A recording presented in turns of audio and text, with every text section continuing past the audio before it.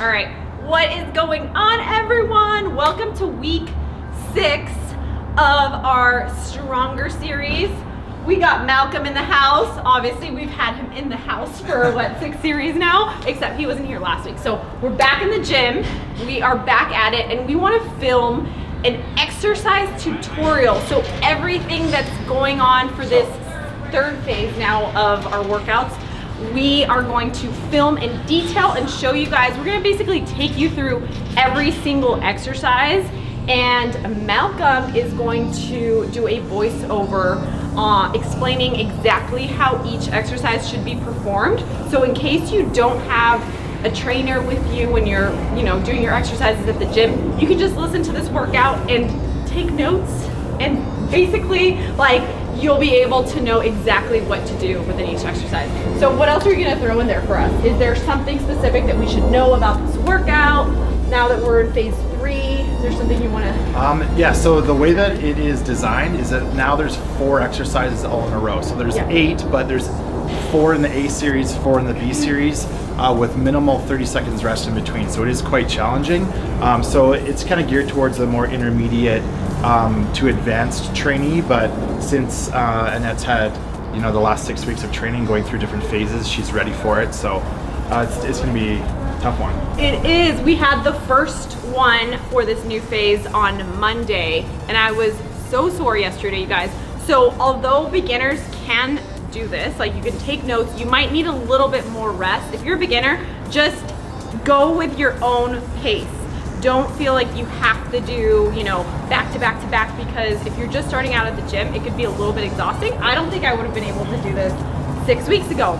But now, since I've built obviously on my strength and a little bit on my endurance, my strength, endurance, and everything like that, I definitely kept up on Monday, but it was challenging. So beginner, intermediate to advanced, everyone can do this, but remember to go at your own pace. We're gonna be doing a 30-second rest 30-second rest in between, yeah. So what you could do if you're a beginner is you could add in 90 seconds rest or 60 seconds rest in between each exercise. So after you complete the reps, rest 90 to 60 seconds and then move into the next exercise. That's the best way to do it, just to ensure that you are fully recovered prior to getting into the next movement. Okay, perfect. Yeah. Well, I hope that I could keep up within 30 seconds between each exercise. Let's do this. The first exercise of this new workout program is the trap bar deadlift. This is an exercise that is so good for your lower body, hamstring focus, and it's also going to work every muscle group in your lower body as well as your lower back. So would you mind going into detail of the top 3 things to go through? Yeah, so key point is in the bottom position, you want to make sure that you're not rounding your back. So you want to make sure that the arms are extended. You're going to pull your chest up and make sure that your upper back is contracted before you drive through the legs. You want to make sure that you're fully extending your knees and your hips at the top position. And then during the lowering phase or the eccentric, we're lowering it on a 5-second count. You're going to initiate the movement with the knees forward, keeping the chest upright until the weight touches the ground. So second exercise is the 45-degree incline dumbbell press, and this is working primarily your front deltoid as well as your upper chest. So going into detail on how to perform this exercise. We're going to start at the top position where your arms are fully extended and your palms are facing each other. That's called a neutral grip. We're going to lower on a 5-second count all the way down until the dumbbells come in between the chest and the anterior deltoid. And then you're going to fully extend up to the top position. So third exercise is heels elevated dumbbell squat. This one was really challenging. It is primarily working, again, your posterior chain. So you're working your hamstrings, your glutes, you're getting all that lower body, but you're also working a lot of your core because you're having to stabilize yourself with the 2 dumbbells. Yeah, also what you want to do at the top position is you want to initiate the movement with the quads going forward towards your toes, and your torso is going to stay vertical. This way we're putting a lot more emphasis on the quadriceps as you get down into the bottom position. The hamstring should come in contact with the calves, and then keeping the torso as vertical as possible, you're going to drive with the quads up to the top position and fully extend the knees and the hips at the top.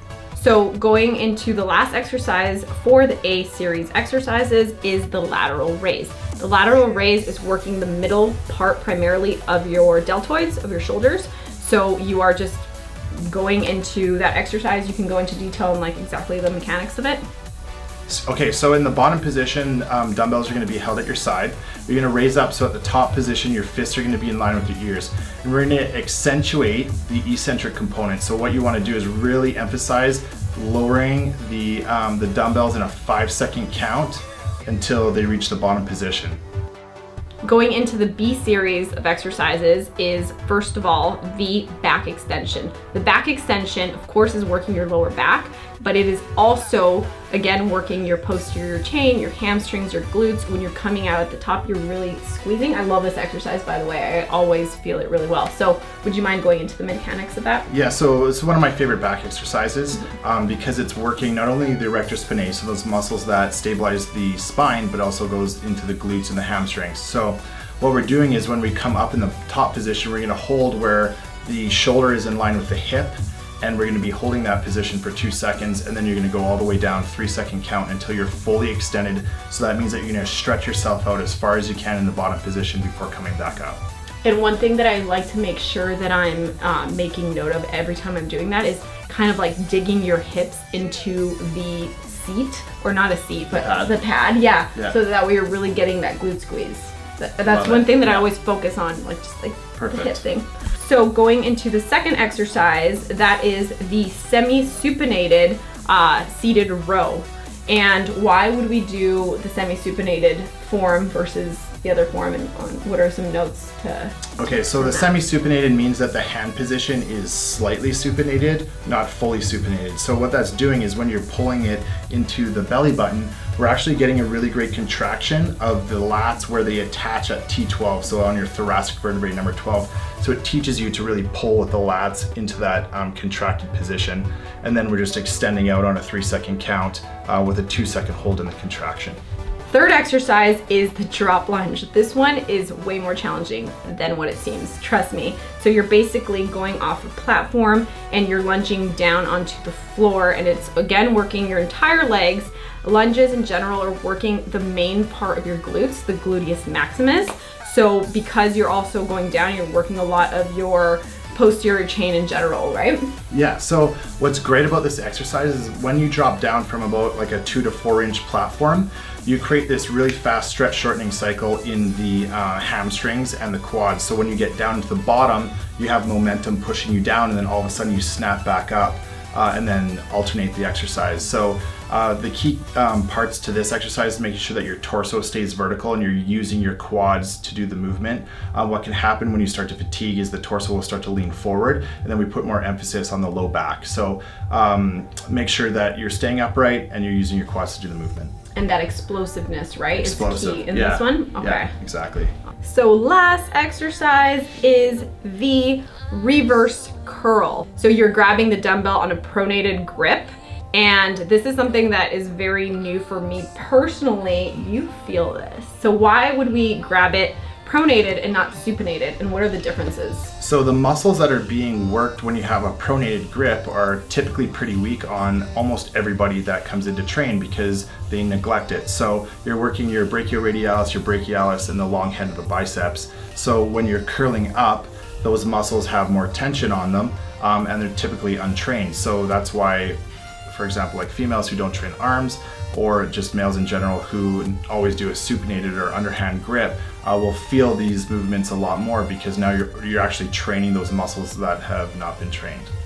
And one thing that I love is that in all the exercises that we do, you make sure that we're basically working every single muscle group, because even when, for instance, when you're doing your row, you're also working your biceps. So the fact that when we go right into the curls, 2 exercises later, we're working like a completely different part of the biceps that we would be working on the rows, right? Because of the way we're holding it. Yeah, the biceps are going to be working indirectly doing a row, but they're still going to be working. Exactly. So the idea is, okay, well, if we're going to be doing a semi-supinated grip, which is underhand, we're going to be targeting a different muscle than if we're doing overhand. So then we're going to be fresh when we go to the overhand reverse curl. That's so great. And that's what I love about your programs, Malcolm, is that you make sure that we're hitting everything in different forms and everything, like all the different grips, all the different feet placements, you guys, even when we've done leg curls and everything like that, make note of all of that, because that will ensure that you're hitting every single muscle group that you might be neglecting otherwise if you're not changing your grip and your stance and all that stuff, right? Totally. Even in that heels elevated dumbbell squat that we did, just the fact that you're elevating your heels in general is going to target different muscle groups that you wouldn't otherwise be working as much if you weren't doing that angle, right? Exactly. So, yeah. that is a few of the top exercises explained. Again, for beginners, intermediate, make sure you change your rest time depending on your level at the gym right now, but don't be afraid to try these new exercises and do go at your own pace, right? So would you want to leave everybody with anything else to make note so of? the key to training progress is making sure that one component of it is training variation. So what you'll see throughout these entire 6 weeks so far is that we've been doing squats, we've been doing incline presses, we've been doing variations of walking lunges and split squats, and that's exactly what those are. They're variations. Even though we're doing similar exercises, they're still going to create a different stimulus to the body, which is going to create an adaptation, which equals some change, which what we're looking for throughout this whole period. So as long as we're varying foot placement or from bars to dumbbells, we want to make sure that we're having that change over time. And the entire program that you've had me do, and you guys, if you've taken note of this and written down all the workouts, it all has flow for a reason, right? We wouldn't have started necessarily with this, but everything that we did before this, so all those workouts in the past videos led to this point for a reason. So it's all about periodization. That's something that Malcolm talks about a lot.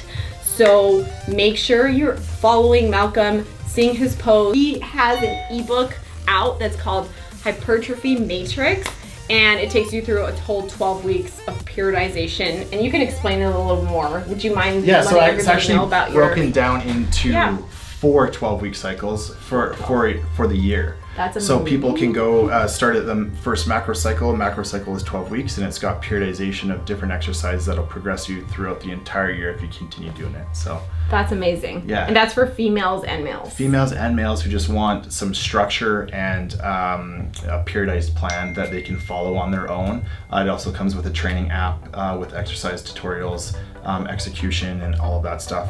I love it. I love it. And we will have a lot more videos for you guys. If you guys have any questions, we're considering doing a Q&A next week, because there has been a lot of questions left on the YouTube comments that maybe have been left unanswered. So next week we're doing a Q&A. So please make sure to watch every single episode so far. There's only 6. And let us know what you want to see, what you want to know, what you want us to dive deeper in. And please, you guys, let us know in the comments below so that we can answer some of these questions that will be left in the comments next week for episode 7. So make sure to leave a comment below with your questions. Thank you guys for watching, and I look forward to creating another video with Malcolm and answering your questions next week. Peace out.